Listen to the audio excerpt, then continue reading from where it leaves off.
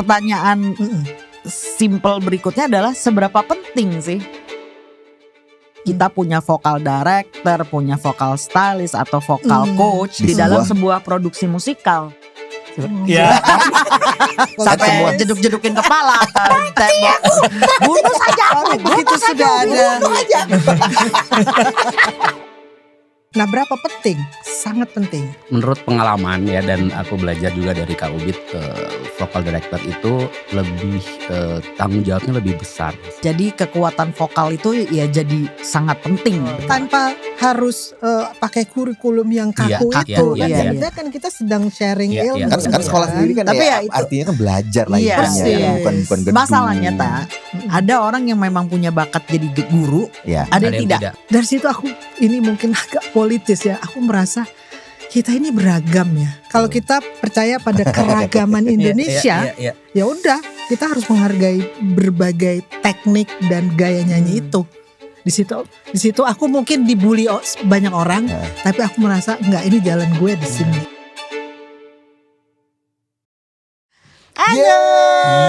Selamat pagi. Angkor, selamat pagi. datang di Selamat pagi. Hari ini tamu Angkor. kita spesial. Ah.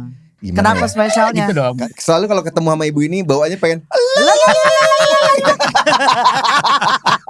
Dan itu udah terkenal sekali ya, Iya, ternyata iya, ya. Jadi iya. trademark gitu. Trademark. Trademarknya Kita kedatangan Kak Ubit Dan dan Gabriel. Hardianto. Hardianto, Yeay. yeay. Dua orang ini siapa sih Bu sebenarnya? Jadi kalau Kak Ubit itu aku kenalnya adalah seorang vokal styling. Vokal Stylist. bukan Vokal director, Stylist, beda nih. vokal stylist. Jadi dia yang nge-style bagaimana sebuah suara itu di produksi musikal, stylenya tuh kayak apa Iya, gitu. iya, iya. Jadi Kalau kayak dilihat dari musikalnya seperti apa. per peran tak? Oh, perperan. Per peran misalnya waktu itu kita ngomongin Gita Cinta deh misalnya gitu ya. Ada geng Barbie waktu Betul. itu. Nah, geng Barbie ini suaranya seperti apa sih gitu? Yang iya, dikeluarkan iya, tuh suara iya, iya. seperti apa? Nah, itu tugasnya ibu Tugasnya. ini Sesuai untuk dengan menciptakan. Stylish sekali. Stylish sekali. Pagi ini. Kalau Bang Gabriel siapa Bang Gabriel? Bang Gabriel nih vokal apa ya? Vokal genius. Oh, genius. Karena kan dia bisa ngulik-ngulik Iya, suara. Karena iya, waktu aku iya. ngeliat dia kalau lagi rekaman tuh di studio Iya. gitu kan. Jadi vokal director. Director. Jadi dia iya. lebih ngedirect kayak vokal lu digini nih, coba digini deh, coba, dan gitu, and it works. Iya, Dan iya, gak semua iya. orang punya itu kan, punya Nah, kemampuan untuk melakukan itu. Itu kan tadi pekerjaannya mereka ya. Sekarang pertanyaan aku, apa sih bedanya seorang vokal yang fundamental, perbedaan antara vokal stylist sama vokal director? Yes. Ya. Ya kan banyak gini-gini nih. Ya, banyak gini-gini ya silakan. Oke, menurut pengalaman ya, dan aku belajar juga dari Kak Ubit, vokal director itu lebih tanggung jawabnya lebih besar sih Bu. Jadi dari awal dia harus pertama dia harus berdiskusi dulu dengan director, dengan music director, bagaimana peran ini, karakter ini seperti apa. Dari cara bicaranya misalnya saya maunya misalnya anak muda 30 tapi jadi nenek-nenek umur 60 gitu. Oke. Suaranya gini, berarti nyanyinya juga harus gitu ya, karena agak aneh kalau belang gitu kan, nggak Iya, sing iya. gitu. Nah, terus Dari ngomong ke nyanyi nggak bisa belang iya, gitu. jangan Oke, terlalu iya, belang. iya, Lalu iya. kedua pastinya melatih teknik kepada semua pemain gitu kan. Terus menjaga kualitas para pemain, apalagi Oke. kalau misalnya long show gitu kan. Iya, Jadi iya. semua tuh semuanya guide atau memancing pemain.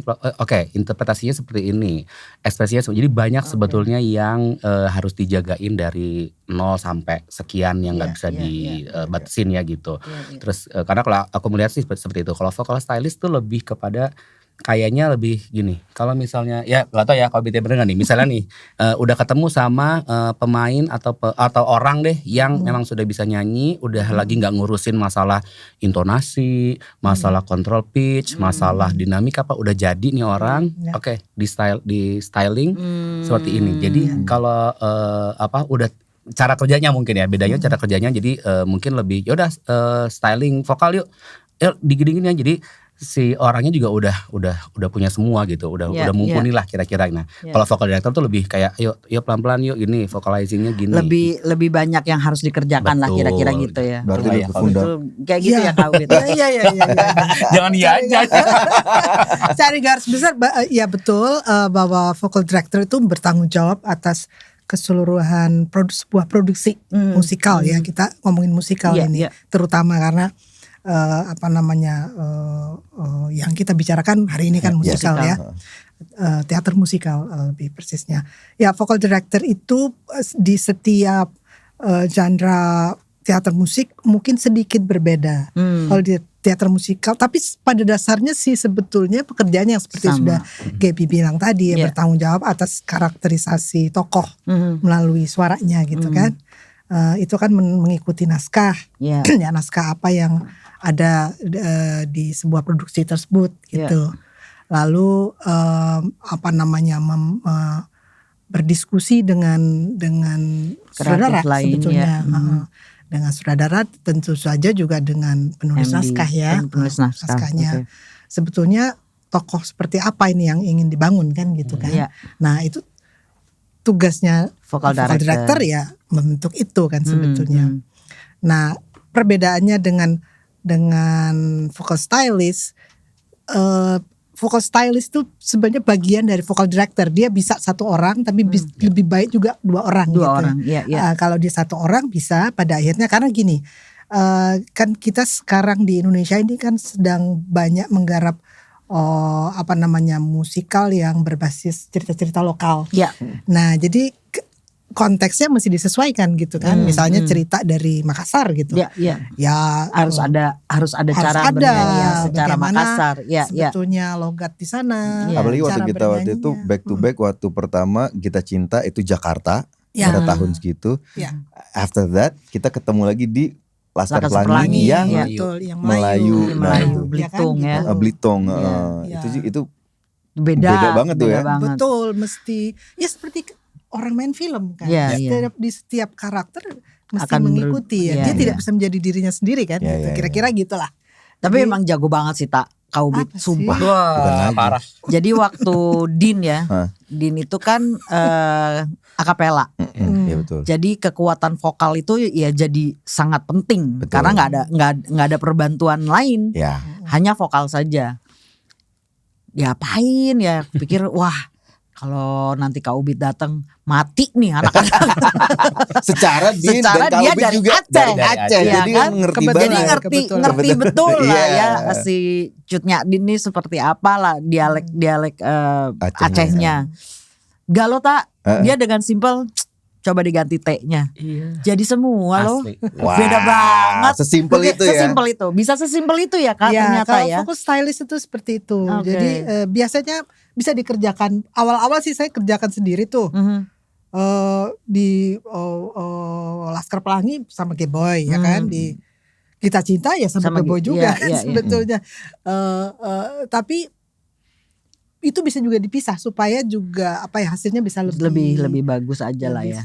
Lebih baik. Lebih fokus. Betul. Ya. Jadi kalau misalnya kalau secara awam berarti vokal director tuh kayak kalau di baju tuh desainer, dia bikin segala macem.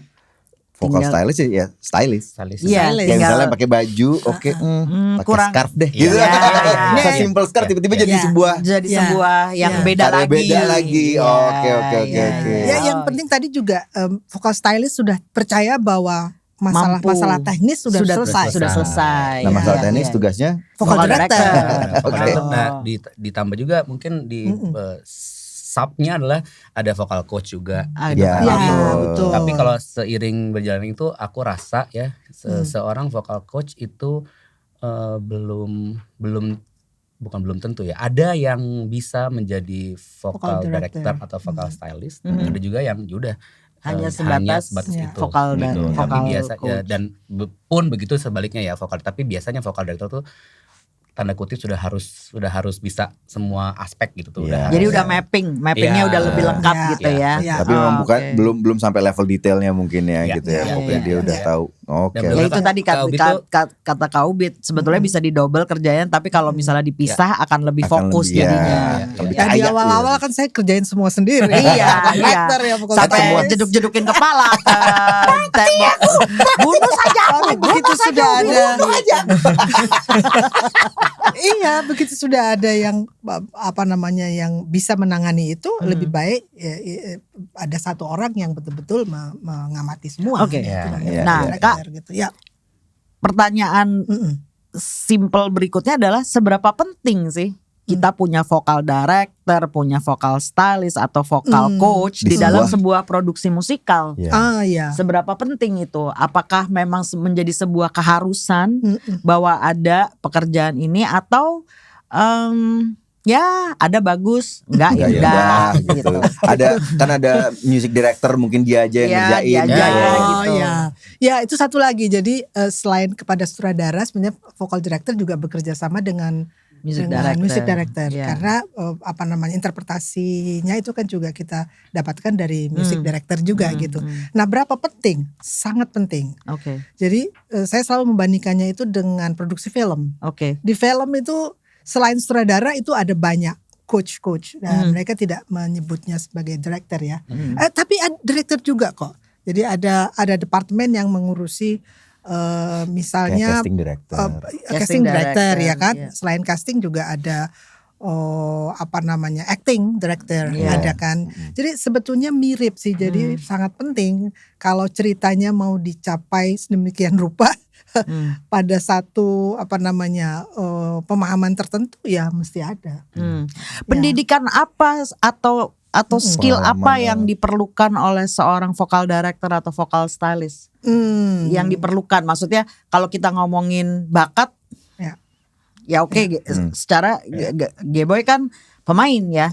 Secara pemain ya dia sudah punya bakat itu, tapi sebagai vocal director apakah ada sekolah khusus misalnya atau apa yang jenjang karirnya kemana gitu supaya bisa akhirnya untuk menjadi yang mungkin yang generasi mudanya nih Kak, kali aja aku mau kemana pengen nih kalau misalnya aku harus kemana nih kalau aku mau jadi seorang vocal director atau vocal stylist gitu.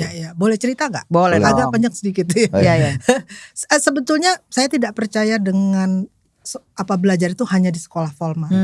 Jadi sebetulnya kita dengan produksi misalnya Musikal Pelangi, Gita Cinta waktu itu kita prosesnya panjang. Itu udah sekolah sendiri gitu ya. Tapi memang kalau di tempat asalnya itu ada sekolahnya gitu ya kan. Gini, mungkin kalau pengalamanku sendiri dulu kan aku studi formalnya kan jurusannya musik, peminatannya vokal. Jadi orang lain belajar psikologi, aku belajar vokal aja gitu. Atau kedokteran, aku belajarnya itu aja. Nah, jadi sebetulnya kalau di peminatan vokal itu kita juga belajar karakterisasi suara, teater musik di dalam mata kuliah yang namanya sejarah musik. Kita belajar bagaimana, salah satunya topiknya itu apa sih teater musik gitu ya. Di bawahnya ada opera, ada tentu saja kita belajar teater musik yang ada di Indonesia, Langendrian, awal abad 20 ada Dardanella, ada teater koma, ada macam-macam genre. Nah, yang waktu itu masih saya ingat betul itu kadang-kadang kita bantuin teman-teman teater. Gitu. Jadi kepake gitu meskipun peminatannya itu vokal, tapi ternyata karena di Indonesia belum ada peminatan khusus untuk menangani teater musikal pada waktu itu ya. Tahun 80-an. Ketahuan deh. Diperjelas. Loh, ya maksudnya kan kita belajar sejarah ya. Itu kayaknya kami termasuk aku itu kita sudah menjadi vocal director untuk produksi teater musik. Tahun 80 aja sudah mulai. Jadi meskipun tidak ada sekolah yang khusus, tapi sebetulnya kita belajar kan di kelas, terus juga di produksi-produksi yang sudah ada gitu ya kan. Nah, sedikit lagi tak ceritain. Jadi waktu saya melanjutkan studi lanjutan, saya udah nggak belajar vokal lagi nih. pindah etnomusikologi. Jadi kakiku banyak tuh. I have many hats. Itu apa etnomusikologi? Etnomusikologi itu semacam antropologi musik. Oke. Nah, itu di departemen musik. Tapi di seberang itu departemen teater. Aku suka ngintip-ngintip. Wah, ini apa ya? Kayaknya di teater musikal gitu kan, yang sebetulnya di Indonesia belum ada. Belum ada waktu itu. Iya. 90-an gitu. Akhirnya aku sering sit in. Jadi dari situlah, jadi sebenarnya aku tidak belajar secara formal. Tapi aku sit in, jadi itu ilmu-ilmu itulah yang kemudian ternyata terpakai di awal-awal di tahun 2010-an gitu ya. Dengan sekolah yang salah satunya ini ada Geboy, ada kita kerja sama aja, nggak ada kayak guru murid, enggak. Jadi secara informal kita sudah saling belajar gitu. Apa yang mereka punya, terus tentu ya di angkatannya Geboy ini banyak juga loh udah jadi vocal director ya. Atau yang vocal coach juga masih banyak gitu ya. Jadi secara singkat gitu Kak. Nah, menurutku penting kita pikirkan tidak harus di sekolah formal. Saya nggak selalu percaya sekali lagi penekanan itu. Tapi memang sebaiknya ada semacam pendidikan yang non formal yang bisa diturunkan. Misalnya sekarang kan Gaby sudah punya ilmunya, jadi ada semacam. Apalagi sekarang sekolah. lebih enak lagi karena produksi udah mulai banyak. Jadi orang-orang yang berpengalaman tuh udah banyak banget. Tugasnya kalian kalau misalnya emang benar serius ya tinggal cek aja siapa ininya datang. Kalau Gaby Geboy gimana? Kaubit jelas dia akademis. Walaupun untuk kemudian pengalaman-pengalamannya menjadikan dia lebih kaya kan gitu kira-kira. Kalau Geboy pernah sekolah musik gak sih? Nah ini dia nih, ini kalau menyambung tadi dari Kaubit bilang bahwa tahun 2010 gak ada tuh guru sama murid, pokoknya ada Geboy gini-gini. Kalau Kaubit ingat, dan ini aku mau buka sejarah kenapa kenapa aku bisa sekarang jadi vocal director gitu namanya gitu ya, buat musikal gitu. Terus itu tahun itu tuh kita lagi inget banget, kita lagi latihan musikal Sapelangi, lagi proses di gedung Bina Seni Suara di auditorium yang atas tuh Jalan Gunawarman. Pokoknya hari ini kita akan ada kelas vokal Kak Ubit. Wah, semua tuh kayak Kak Ubit gitu ya. Udah nih kita ada satu jam sesi, udah dikasih vocalizing apa gini-gini, langsung dikasih stylingnya tuh gini. Udah tiba-tiba setelah selesai semua Kak Ubit gini, oke teman-teman terima kasih, saya mau bilang aja karena saya lagi sibuk S2 waktu itu ya Kak Ubit ya 2010 betul? S3 Bro, doyan bang bro. S3 bro, S3 musik bro. S3 vokal lagi. Vokal ya? Enggak. Dia etnomusikologi. Etnomusikologi, oke. Jadi saya mungkin akan ada beberapa tanggal yang saya tidak bisa hadir, tapi saya akan ditemani sama asisten saya gitu. Oh iya gitu. Dan asisten vokalnya adalah Geboy. Hah? Aku gini, saya gitu kan akhirnya. Ya udah gitu ya gini dah. Setelah selesai semuanya terus Kak Ubit gini. Ini jadi ada ketidakmatchingan antara Kak Ubit dan produksi waktu itu kayaknya. Jadi mungkin mereka udah memutuskan. Tapi miskom aja kayaknya. Mungkin menurut produksi ya udah Kak Ubit yang ngomong. Menurut Kak Ubit produksi yang ngomong ya. Tiba-tiba aku Gak ada yang ngomong. ditembak. Terus aku harus apa gitu kan. Akhirnya udah Kak Ubit bilang yaudah pokoknya gini-gini segala macam. Nah, kebetulan memang aku karena muridnya Kak Ubit ngomong gini, karena aku tahu kamu muridnya Bang Elva gitu. Itu kuncinya. Terus aku juga bilang gini, Kak, tapi aku tuh nggak punya pendidikan formal. Aku cuman ya udah anak lesnya Bang Elva gitu ya. Terus dia gitu, aku nggak tadi persis sama Kak Ubit bilang, aku nggak percaya dengan tidak selalu percaya dengan pendidikan formal. Apapun itu apa yang kamu punya kamu salurin, kamu bagi-bagi, sharing. Dan sebelumnya tuh aku pernah diajakin juga jadi asisten vokalnya Uci Nurul. Nah dia juga sebagai sebenarnya vokal director dan vokal stylist juga. Jadi aku ngeliatin untuk beberapa peserta ajang-ajang vokal gitulah ya. Oh gini akhirnya dari situlah ditambah ilmu, tapi dikit-dikit kayak betul zaman BBM. Kak Ubit ini gimana gitu. Jawabnya lama gitu. Jadi pokoknya gini. Jadi begitu Kak Ubit datang tuh jadi kayak kita presentasi kan gitu. Jadi dari situlah gitu. Jadi buat aku memang sempet sih ada perasaan kayak aduh kan gue bukan pendidikan formal vokal, tapi karena Kak Ubit aja percaya gitu sama aku, jadi aku juga ya udah aku akan lakuin apapun itu gitu. Tapi sekolahnya selama di situ, 1 tahun. Semua betul. tanpa harus pakai kurikulum yang kaku itu. Sebenarnya kan kita sedang sharing ilmu. Kan sekolah sendiri kan tapi ya, artinya kan belajar lah intinya, bukan gedung. Masalahnya ada orang yang memang punya bakat jadi guru, ada yang tidak. Ya betul.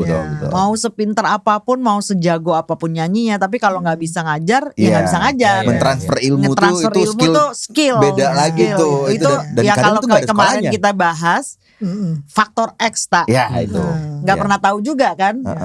Ya walaupun udah sekolah guru misalnya gitu, sekolah sebagai guru belum tentu juga jadi guru yang berhasil lah, berhasil mentransfer ilmunya. Ditambah kalau kita ngajar kan, kita ngajar tuh banyak orang dan orang-orang punya kemampuan menyerap beda-beda tuh. Backgroundnya beda-beda. Dan sebagai guru udah bisa harus.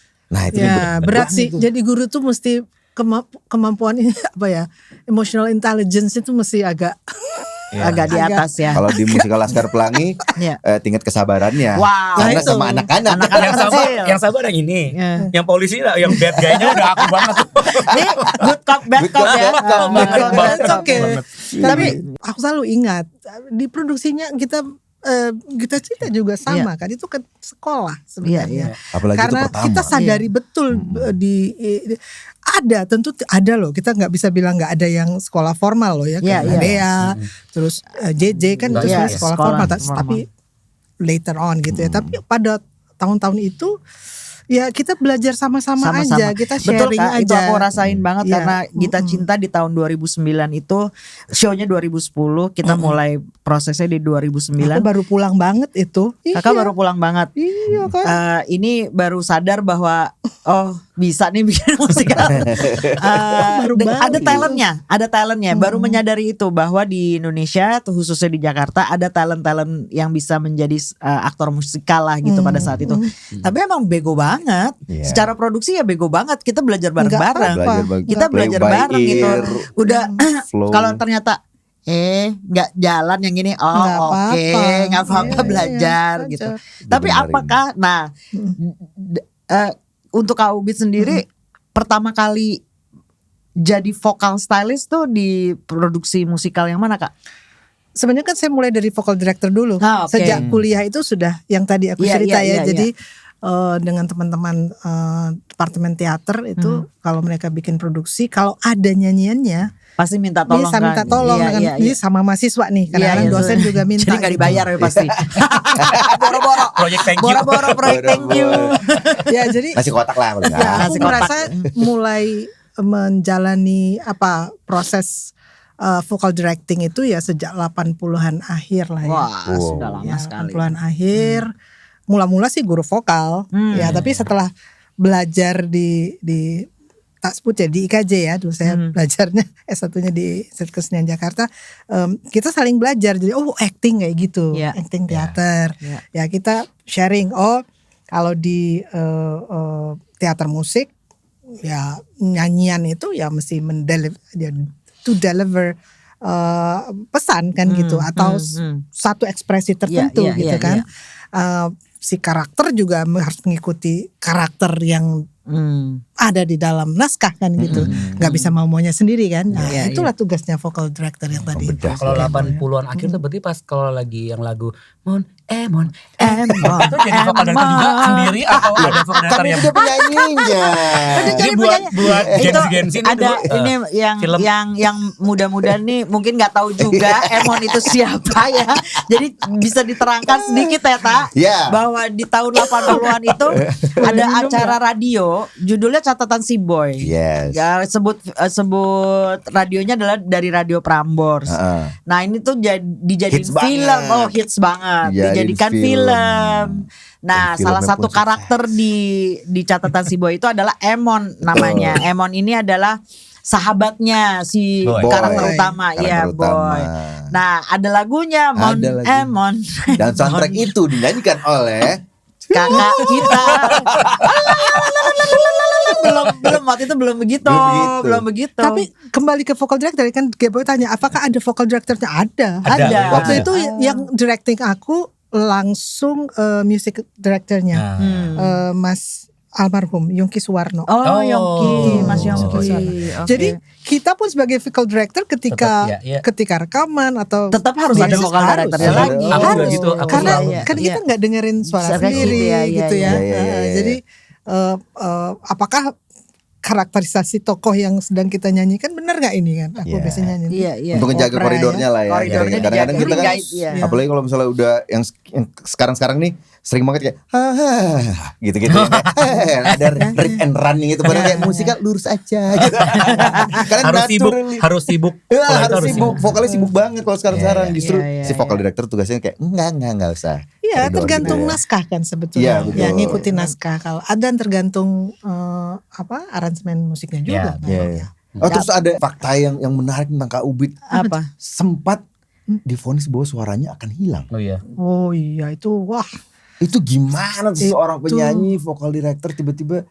Itu masih kuliah. Itu tahun 8. Itu kenapa kok bisa jadi? Ini 80-an terus. Nanti di cancel kok tahun. Tahunnya gitu kok Kak. Tenang aja. Jadi gak ketahuan. Itu ya, tahun berapa produser ya? tolong ya. Nanti kalau ada tahun-tahun disebut itu ditit gitu. Gak apa-apa lah. Age is number kan. Iya, betul. Mungkin tahun ketiga aku kuliah. Tiba-tiba mungkin karena ini ya terlalu eksploratif kali aku nih, mau belajar ini mau belajar itu. Karena kurikulum kita kan sebetulnya musik klasik barat, jadi operatik lah ya sebetulnya ya. Bel canto lah lebih tepat ya, nyanyian bel canto. Aku nggak belajar operatik persis, tapi ya nyanyian bel canto lebih tepatnya. Nah itu pada waktu itu aku udah mulai tertarik sama nyanyian tradisi Indonesia. Jadi mulailah belajar nyanyian waktu itu kalau nggak salah sindenan, sindenan Jawa dan Betawi gitu ya.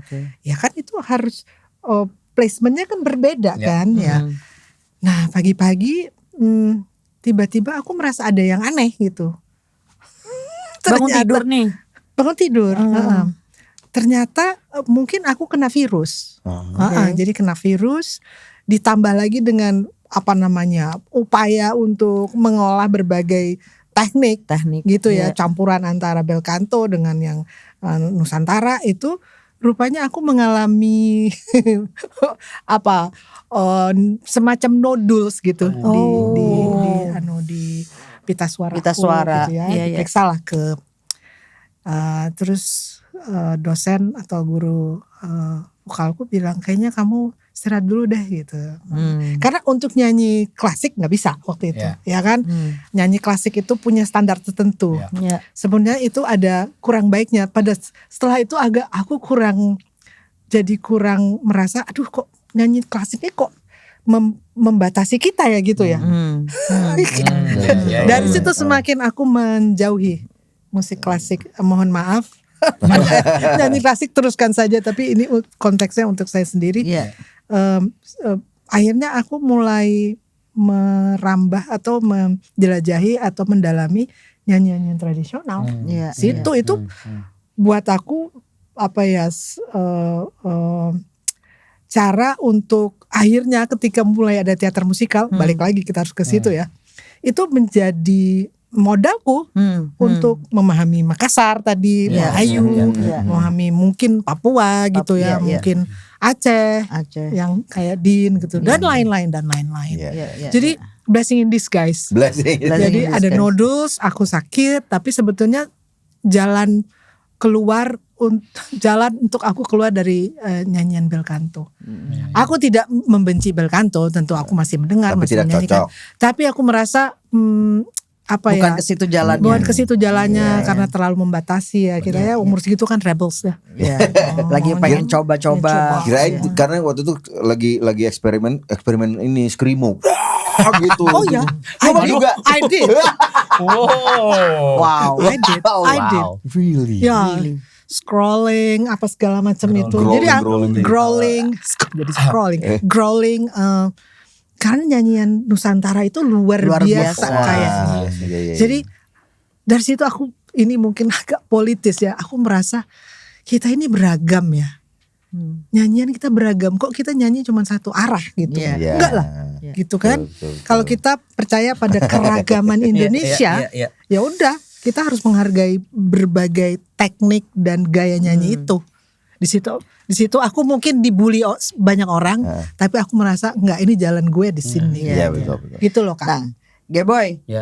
Kalau Kak Ubit kan balik lagi akademis. Kamu enggak lah. Kamu secara pengalaman dan kebiasaan menjadi seorang guru. Ada nggak sih kepinginan mau sekolah lagi nih kayaknya, harus sekolah nih kayaknya gitu. Untuk kan you reach a certain level gitu. After that pernah nggak sih kepikiran pengen sekolah lagi deh? Ada.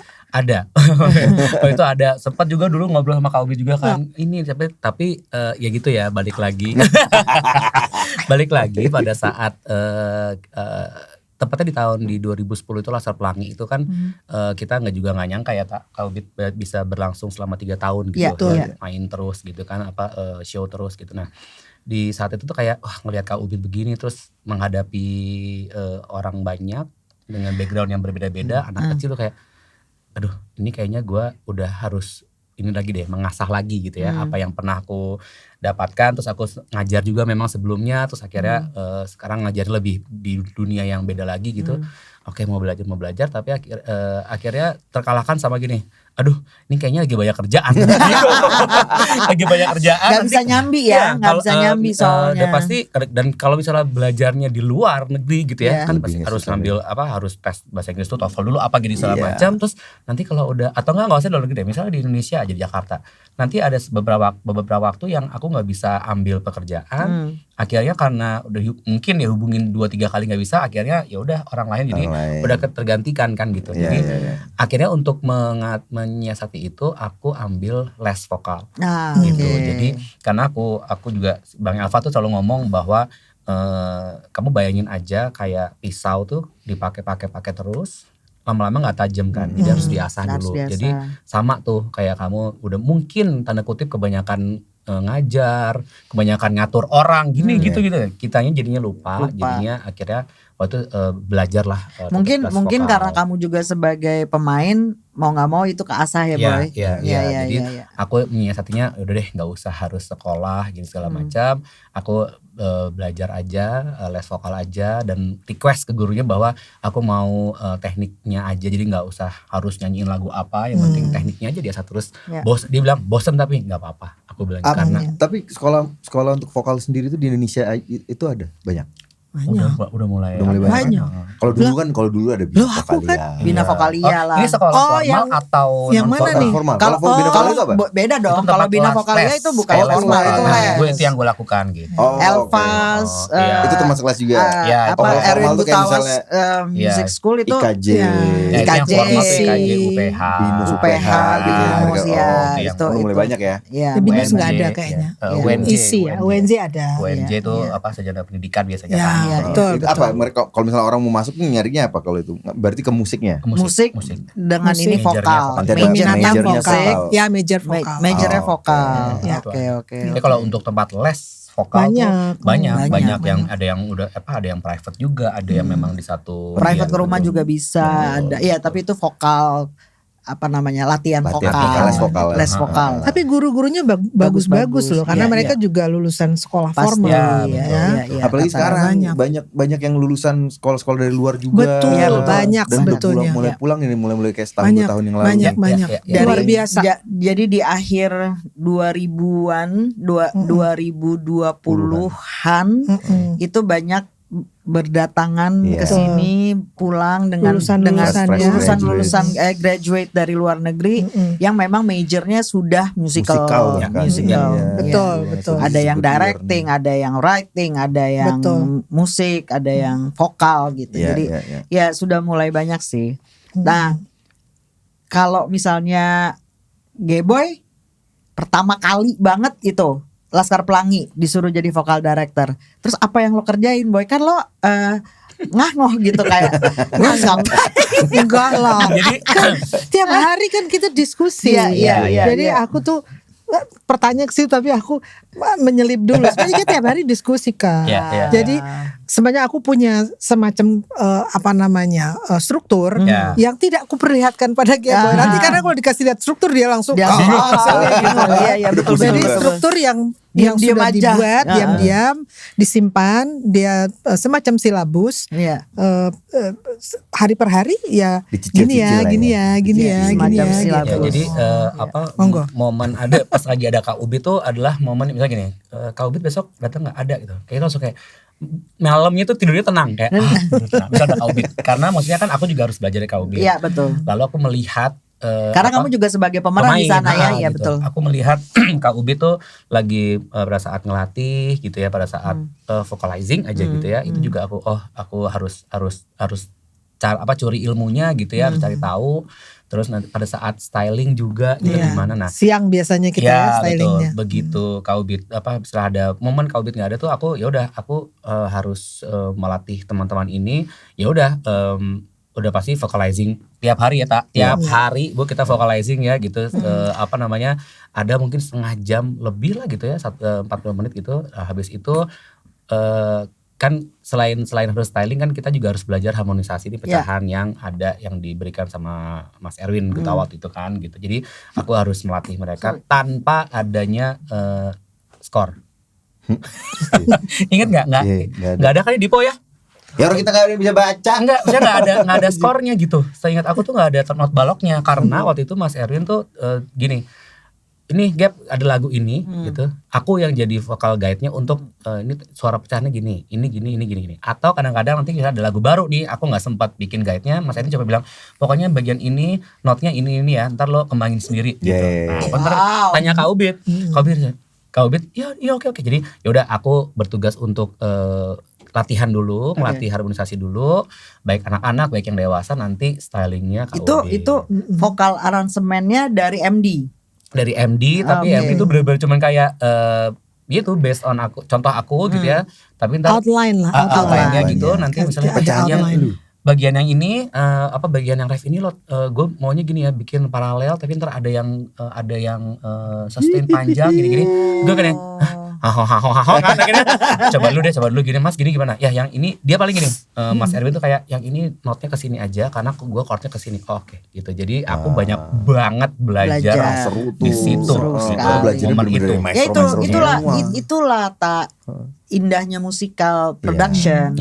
Lo dibayar untuk belajar sama orang-orang yang emang udah piawai banget di bidangnya. Kesempatannya tuh. Sekarang lo mau punya duit berapa juga mau minta vokal lesson ke Kak Ubit nggak bisa. Waktunya nggak ada. Udah nggak tinggal di Jakarta. Waktunya kalau ke Jakarta cuma ngajar, gimana? Aku bersyukur banget pernah menjadi muridnya Kak Ubit. Setahun setengah, hampir 2 tahun. Hampir 2 tahun kita. Aku jadi murid Kak Ubit 2-3 tahun. By the way itu long running banget berarti ya kalau Laskar Pelangi 3 tahun.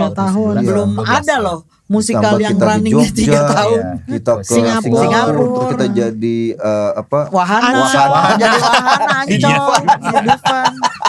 Itu betul-betul sekolah sih. Itu luar biasa. Gila bersyukur. Waktu Ali Topan Kak Ubit juga. Masih. Kamu Gita Cinta dapat, Laskar Pelangi dapat, Gita Ali Topan dapat loh. Udah kumlaut. Kalau kumlaut yang pintar.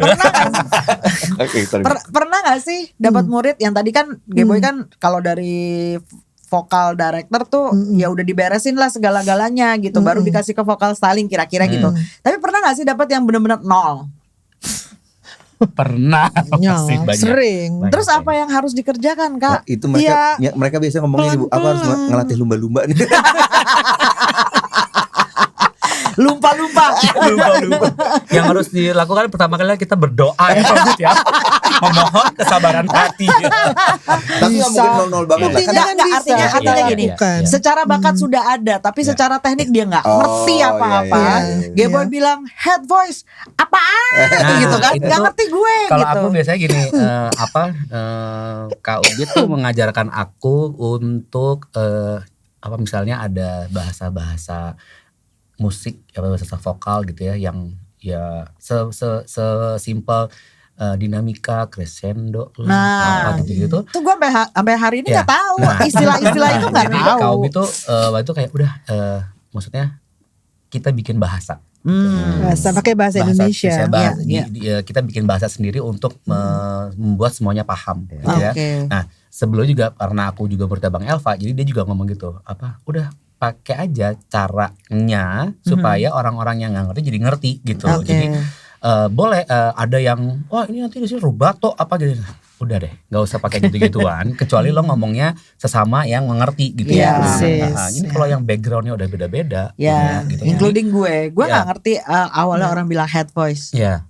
Apa itu head voice? Ya gitu. Jadi kita bikin bahasa untuk mempermudah, untuk mempermudah ya supaya lebih paham gitu. Terus sama ya kalau tadi yang tidak punya mungkin gini, kalau untuk musikal sih harusnya dia ada standarnya lah bisa nyanyi gitu ya gitu. Tapi ya ada juga sih yang pernah itu belum pernah nyanyi sama sekali gitu. Ternyata dia tidak bisa menyanyi gitu. Ya akhirnya ya kita siasati aja, misalnya di sebuah lagu gitu kita ambil deh nada yang simple, ini boleh dinyanyiin tapi yang bagiannya diomongin aja deh. Spoken jadi lebih mudah untuk si aktornya. Dan supaya dia juga nggak stres karena pasti orang itu stres. Iya. Seperti saya waktu itu akhirnya nyanyi cuma satu nada. Betul. Prinsipnya bagaimana kita enhancing itu apa? Memperkuat apa yang dimiliki oleh si aktor. Jadi aktornya punya apa, dari situ kita berangkat. Kita nggak meletakkan standar waktu itu ya. Mungkin sekarang standarnya sudah mulai lebih tinggi sih Kak sekarang. Betul. Pada waktu itu kan memang secara audisi aja kita juga belum terlalu picky. Suara-suara seperti apa yang bisa dipakai. Jadi selama dia bisa megang nada. Dan ya kalau aku karena dari segi produser, eksekutif produser, aku melihat secara fisik, secara fisik dia oke, secara umur dia masuk, vokal ya bisa nyanyi gitu kan, ya itu akan terpilih lah pada saat itu. Untuk kemudian ya mereka kerja keras untuk biar si aktor-aktor musikal ini bisa membawakan lagu dengan baik. Aku bahkan waktu 2009 itu tidak menyadari bahwa sebegitu pentingnya ensemble di sebuah produksi musikal, dan bahwa ensemble itu harus solid. Karena mereka yang akan megang pecahan, mereka yang akan bawain lagu-lagu besar gitu ya. Dan membawa ceritanya. Exactly. Baru setelah bekerja dengan ibu ini, aku ngeh gitu bahwa gue nggak bisa asal milih untuk ensemble. Ensemble tuh justru harus bener-bener dipilihin yang baik-baik saja. Karena kalau jadi secara ensemble lo nggak kuat, udah selesai. Karena kalau main cast atau supporting, mereka lagunya individual lebih mudah lebih mudah. Lo mau stylingnya seperti apa, dengan gaya nyanyinya seperti apa, itu lebih terserah deh gitu.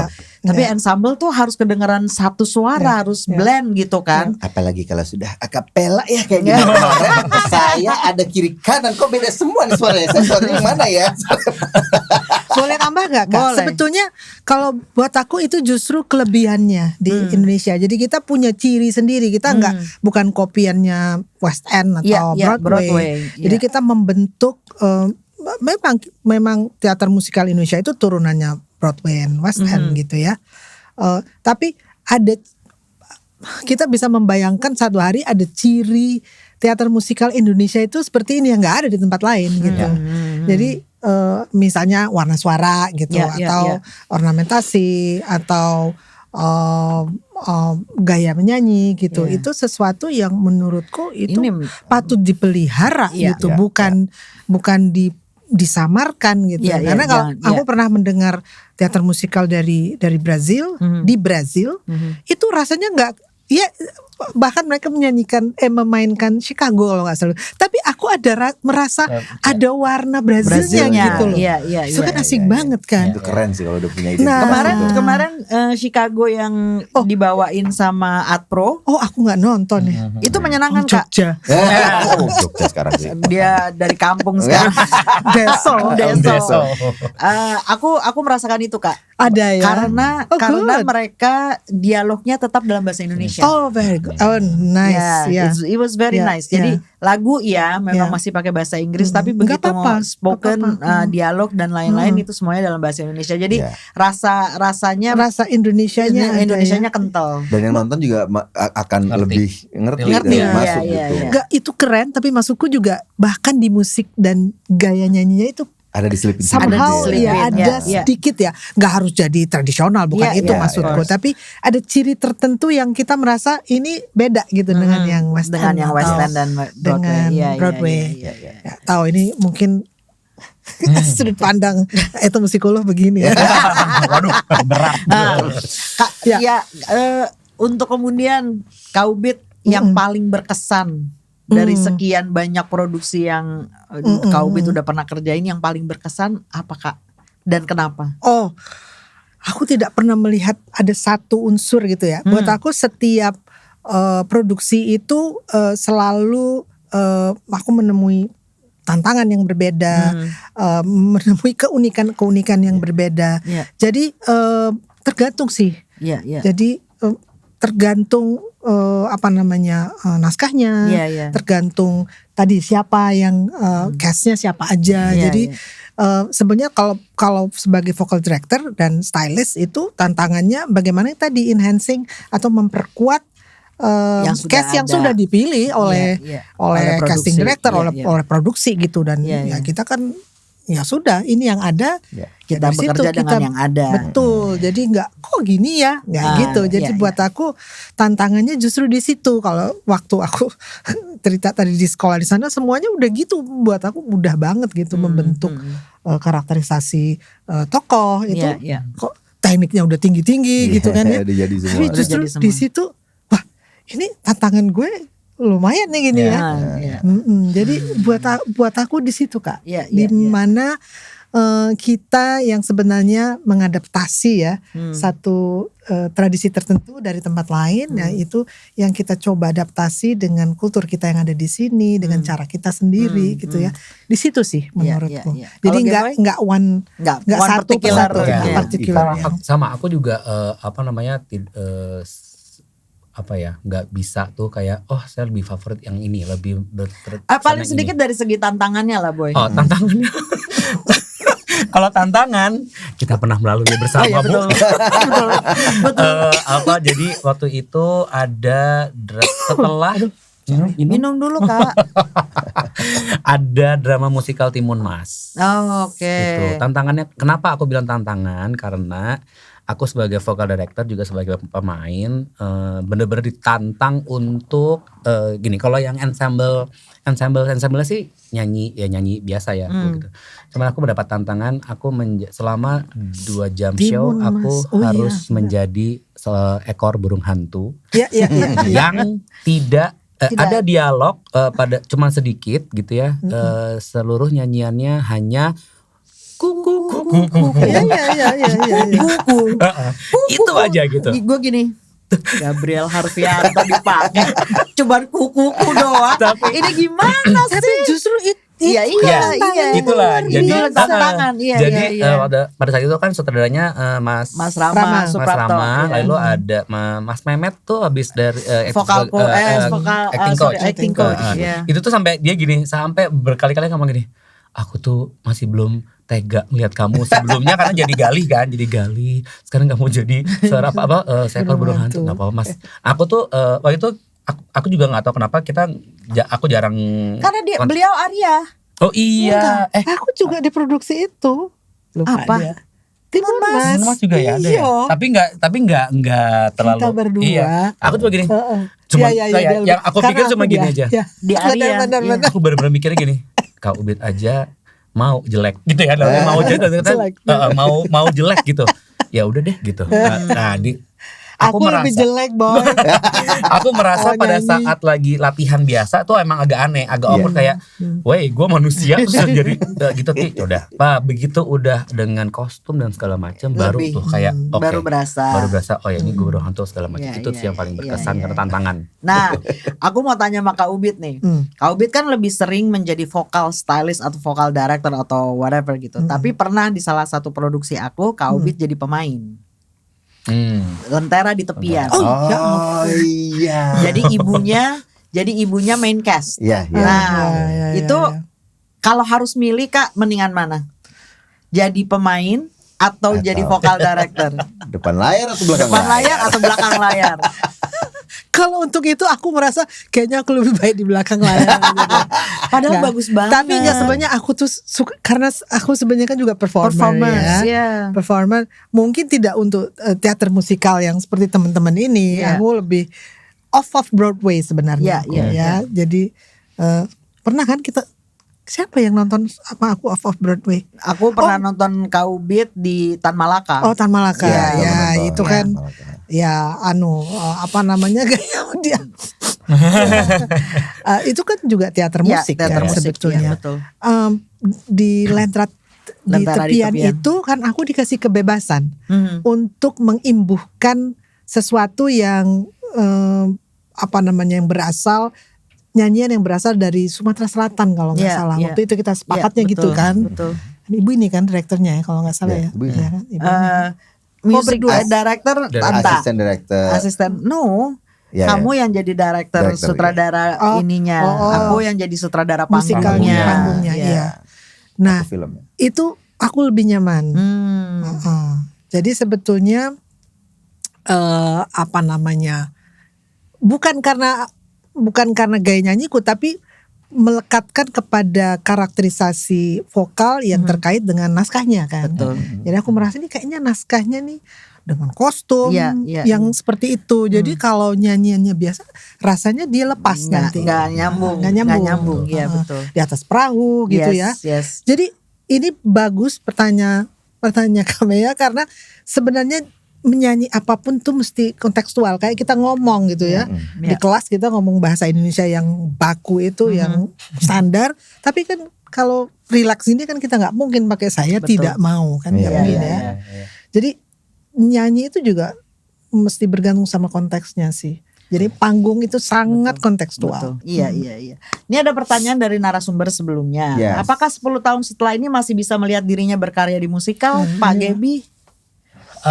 Pastinya 10 tahun lagi loh. 10 tahun lagi 2036. Ya pastinya berharapnya masih pengen bisa berkontribusi lah di musikal gitu ya, karena seperti senior saya Chandra Satria, dia selalu ada tuh di setiap misalnya di musikal tuh dia dan dari awal mungkin jadi karakternya spesifik ya gitu, tapi ya nggak apa-apa juga karena memang semenjak 2010 waktu Gita Cinta yang pertama kan aku masih di lead singer di bawah, backing vokal di bawah tuh aku kayak ini nih yang dikasih sama Bang Elva nih, maksudnya ini nih yang dulu gini-gini, ini nah akhirnya terjunlah di 2010, udah sampai sekarang aku rasa rezekinya di situ gitu ya, memang di situ sama Tuhan dikasih itu, ya udah aku pengennya sampai 10 tahun lagi masih ada di sini. Nah itu cerita dikit dong Gap, kan kamu 2010 di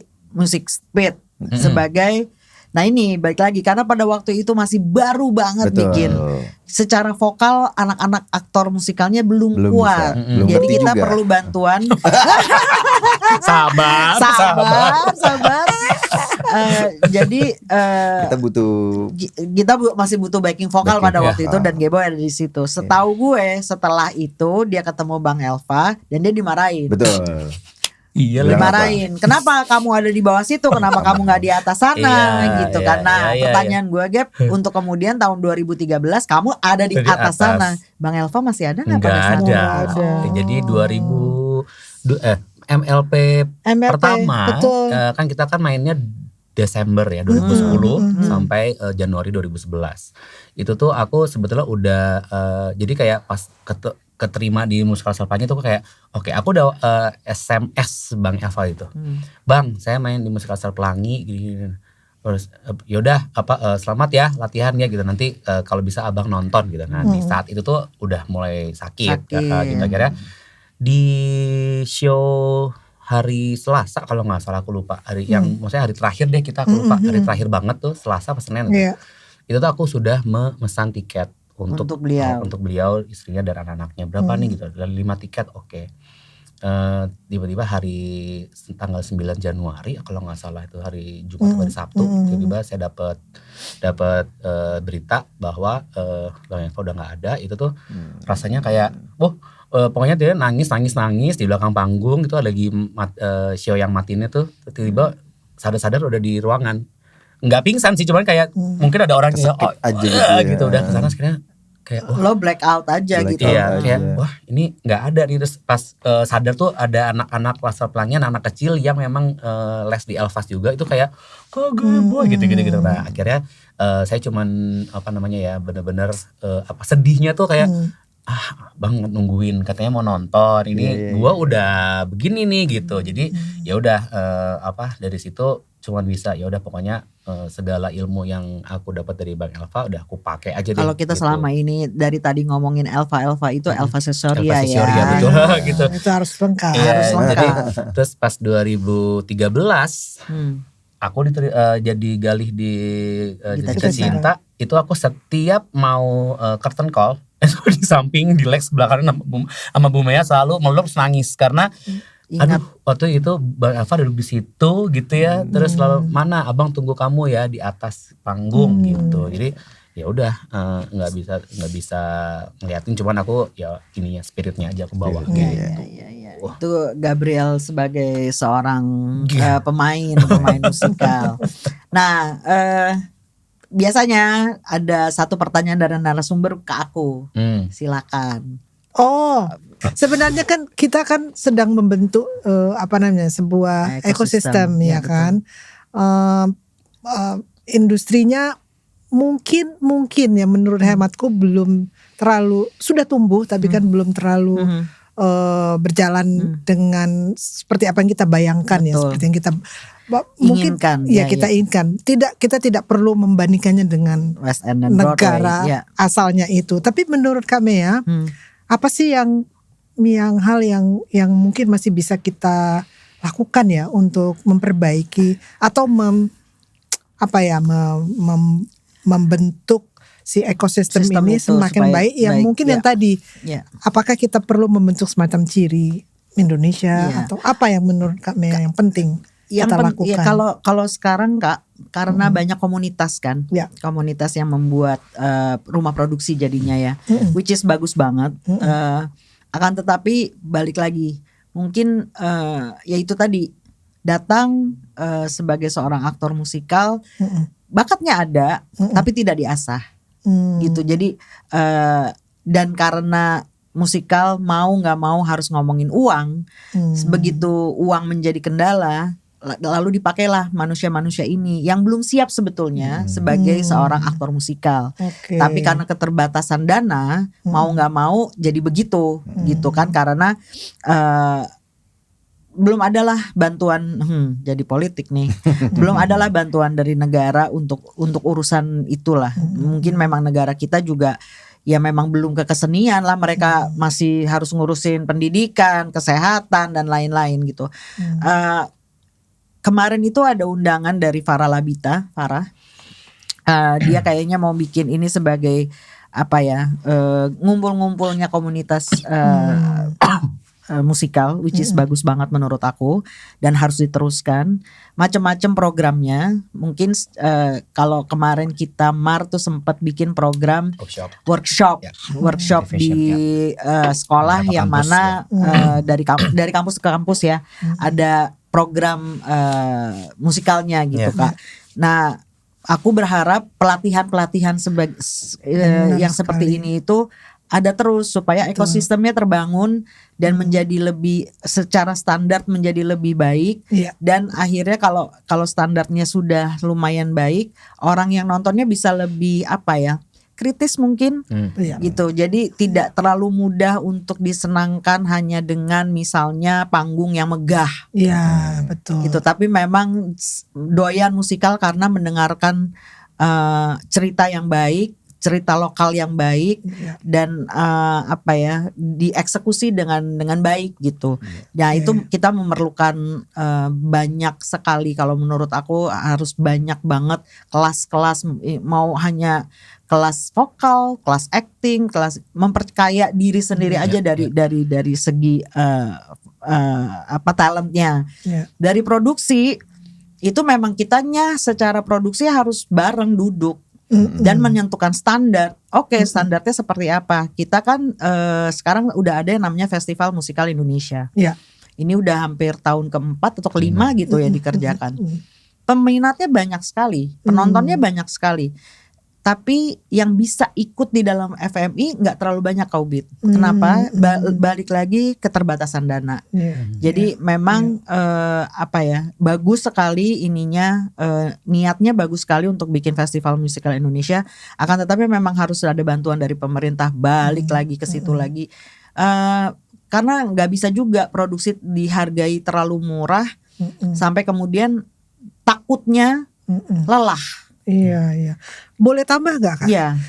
Apakah untuk mungkin kita perlu mencari semacam arah yang berbeda gitu ya.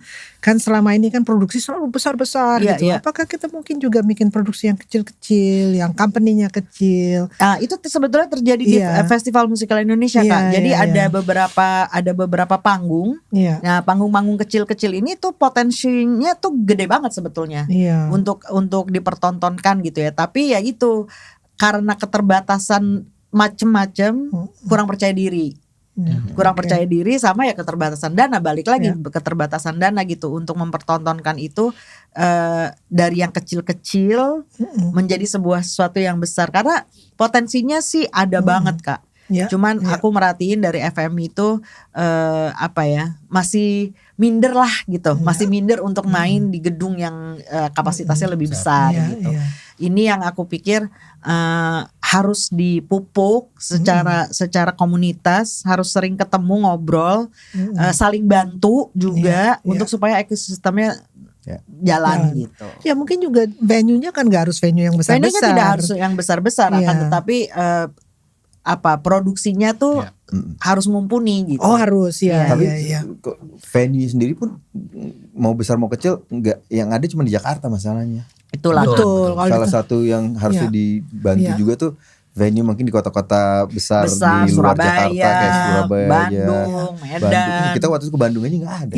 Tapi gini, kami dengan beberapa teman komunitas di tempat lain juga kita sering bekerja sama membentuk semacam bukan musical theater tapi yang teater musik tadi, memanfaatkan tempat-tempat gedung-gedung yang mangkrak gitu ya, yang disulap gitu, sulap menjadi venue. Jadi kadang-kadang sebenarnya kan kalau kayak ketoprak itu kan di outdoor kan, jadi mungkin kita juga perlu ya mengadopsi. Nggak tahu nih, menurut hematku kita mengadopsi prinsip-prinsip yang ada di Nusantara gitu ya, meskipun tidak harus per se gitu di outdoor, tapi kan banyak sekali loh gedung-gedung mangkrak kalau kita jalan. Banyak sekali. Kadang-kadang kita nggak tahu ya, benar-benar harus cari. Mari kita cari. Iya betul. Kalau Geboy punya pertanyaan gak buat aku? Enggak ada. Diwakilkan aja, diwakilkan. Udah serem duluan. Kaubit, Mas Geboy, terima kasih banyak sama hari ini. Senang sekali ngobrol-ngobrolnya, seru. Mudah-mudahan kita ketemu lagi ya. Mungkin bukan sebagai podcast, mungkin sesuatu yang baru karena ini adalah podcast terakhir dari Anchor. Setelah ini kita mau berubah bentuk, konsepnya mau berubah, bukan sesi tanya jawab begini lagi gitu. Ntar kita pikirkan dulu ya, masih rahasia, masih outdoor kayaknya. Itu mungkin kayak tadi, Anchor mencari teater. Anchor mencari teater, iya betul. Travel show jadi travel show. Oke, sekali lagi terima kasih buat yang nonton. Bye bye.